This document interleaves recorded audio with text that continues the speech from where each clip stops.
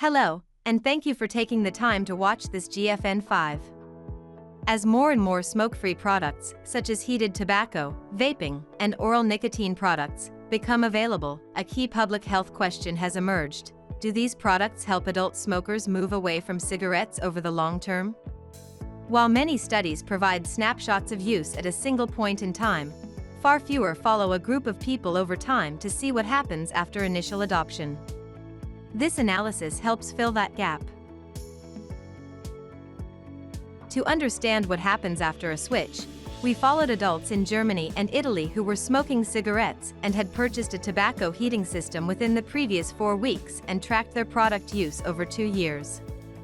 Rather than looking at product use at a single snapshot in time or a series of snapshots over time, this study actually followed people as they went about their everyday lives, allowing us to see how their use of tobacco and nicotine products changed over time.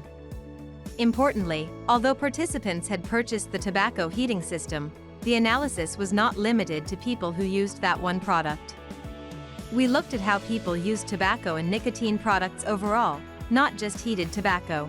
Over the follow-up, participants naturally fell into 4 broad patterns of tobacco product use. Some moved to smoke-free products and completely away from cigarettes. Some used both cigarettes and smoke-free products. Some stopped using tobacco and nicotine altogether, and some returned to cigarette smoking. Among those who continued to smoke, we looked at how their cigarette consumption changed over time. Because the study followed people over time in the real world, the data were self-reported and captured participants' tobacco and nicotine use over the previous 7 days at each survey. The repeated nature of the observations allowed us to follow how use patterns evolved across follow-up. At each time point, participants were grouped into one of 4 product use groups so that we could assess how their behavior changed through the follow-up period. Only participants with at least 24 months of follow-up were included in this longitudinal analysis. But as in most long-term, real-world studies, participant dropout occurred. So, inverse probability weighting was applied as a sensitivity analysis to assess whether the attrition was biasing the findings and to assess whether the main patterns remained stable even after accounting for differential follow-up. Before we dive into the results, it's important to understand who was in the study. We recruited approximately 19,500 adults who had just purchased a tobacco heating system, almost 8,000 in Germany and over 11,000 in Italy. The population was predominantly male in both countries, with participants in Germany slightly older than those in Italy. Everyone was smoking cigarettes at the time of purchase and entry into the study, but more than 70% of participants in both countries intended to switch completely away from cigarettes after purchasing the tobacco heating system. So, the patterns we are about to explore reflect outcomes among a large, real-world group of adults who entered the study actively trying to change their smoking behavior. The most prominent pattern we observed was complete substitution of cigarettes for smoke-free products. By 2 years, nearly 62% of participants in Germany and almost 59% in Italy were using smoke-free products exclusively. Importantly, even after adjusting for participant dropout over time, although these proportions changed slightly, to around 59% in Germany and 55% in Italy, this pattern was stable and sustained over the 2-year study.